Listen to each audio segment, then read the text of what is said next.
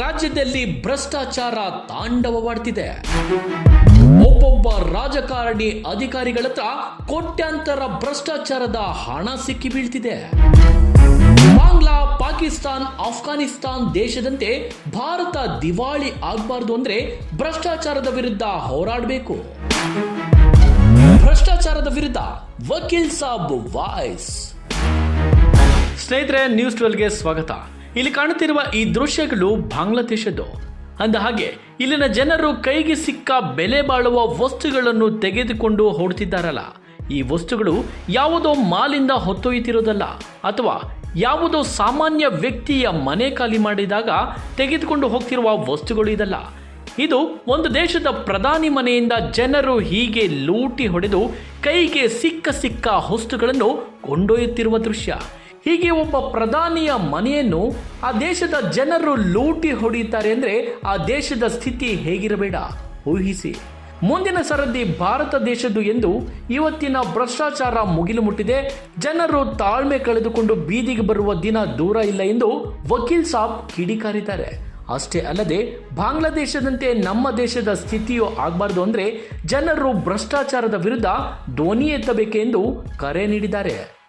ನಮಸ್ಕಾರ ಕರ್ನಾಟಕ ಕನ್ನಡಿಗರೇ. ಬಾಂಗ್ಲಾದೇಶದ ಪ್ರಧಾನಿಯವರ ಮನೆಯನ್ನು ಜನರು ಓಪನ್ ಆಗಿ ಲೂಟಿ ಮಾಡ್ತಾ ಇದ್ದಾರೆ.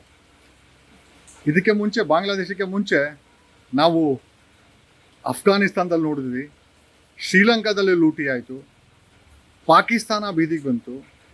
ನಮ್ಮ ಸುತ್ತಮುತ್ತ ಇರೋ ಎಲ್ಲ ದೇಶಗಳು ಸಹ ಇದೇ ಗತಿಯನ್ನು ಕಾಣಿದೆ. ಸೊ ಸುತ್ತಮುತ್ತ ಎಲ್ಲರೂ ಆದಾಗ ನಾನು ಯಾಕೆ ಇಷ್ಟು ಭ್ರಷ್ಟಾಚಾರದ ವಿರುದ್ಧ ಅತಿ ತೀಕ್ಷ್ಣವಾಗಿ ಮಾತಾಡ್ತೇನೆ.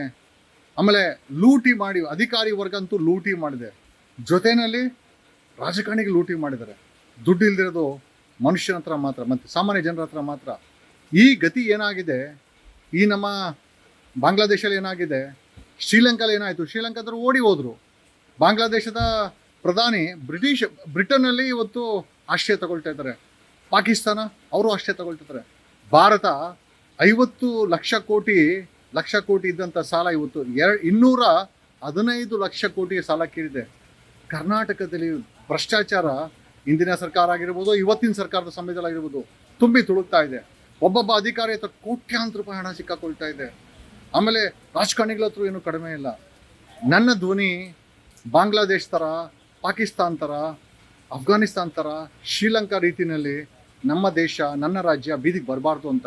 ಅದಕ್ಕೋಸ್ಕರ ನೀವು ಸಹ ಧ್ವನಿಯನ್ನು ಸೇರಿಸಿ ಭ್ರಷ್ಟರನ್ನು ಎಕ್ಸ್ಪೋಸ್ ಮಾಡೋಣ. ಭಾರತದ ಜನರು, ಸಾಮಾನ್ಯ ಜನರು, 99% ಜನರ ಹತ್ರ ಹಣ ಇಲ್ಲ, ನಿರುದ್ಯೋಗ ಬರ್ತಾ ಇದೆ, ಸಾಲ ಬಾಧೆ ಇದೆ, ಮನೆ ಬಾಡಿಗೆ ಕಟ್ಟಿಲ್ಲ, ಮಕ್ಕಳಿಗೆ ಫೀಸ್ ಕಟ್ಟಿಲ್ಲ, ಆರೋಗ್ಯದ ಸಮಸ್ಯೆಗಳು. ಎಲ್ಲೂ ಕೂಡ ಒಂದ್ಸತಿ ಆರೋಗ್ಯ ಬಂತಂದ್ರೆ ಹಾರ್ಟ್ ಅಟ್ಯಾಕ್ ಆಗುತ್ತೆ. ಯಾಕಂದ್ರೆ ಇವತ್ತಿನ ಪ್ರೈವೇಟ್ ಹಾಸ್ಪಿಟಲ್ಗಳು ನಡ್ಕೊಂತ ರೀತಿಯಾಗಿದೆ. ಭ್ರಷ್ಟಾಚಾರ ನೋಡಿದ್ರೆ ಪ್ರತಿದಿನ ಬರೀ ಭ್ರಷ್ಟಾಚಾರ. ಅದು ಕೇಂದ್ರ ಆಗಿರ್ಬೋದು, ರಾಷ್ಟ್ರ. ಒಬ್ಬೊಬ್ಬ ಅಧಿಕಾರಿಗಳು ರೇಡ್ ಮಾಡಿದ್ರೆ 50 ಕೋಟಿ 100 ಕೋಟಿ ಹಣ ಸಿಕ್ಕಾಕೊಳ್ತಾ ಇದೆ. ಇರೋ ಹಣ ಎಲ್ಲ ಅಧಿಕಾರಿಗಳೇ ಲೂಟಿ ಮಾಡಿ ಮಾಡ್ಕೊಂಡಿದ್ದಾರೆ.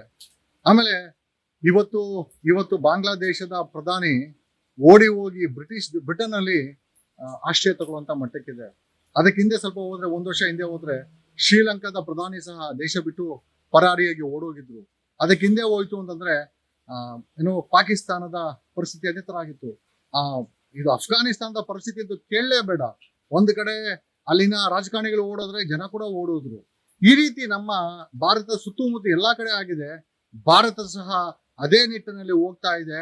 ಯಾಕೆ ಅಂತಂದ್ರೆ ಇಲ್ಲಿನ ವ್ಯವಸ್ಥೆ, ಇಲ್ಲಿನ ರಾಜಕಾರಣಿಗಳು, ಇಲ್ಲಿನ ಸರ್ಕಾರಗಳು, ಇಲ್ಲಿನ MP MLAಗಳು ಸಾಕಷ್ಟು ಮಂದಿ ಭ್ರಷ್ಟರಾಗಿದ್ದಾರೆ, ಲೂಟಿ ಮಾಡಿದ್ದಾರೆ.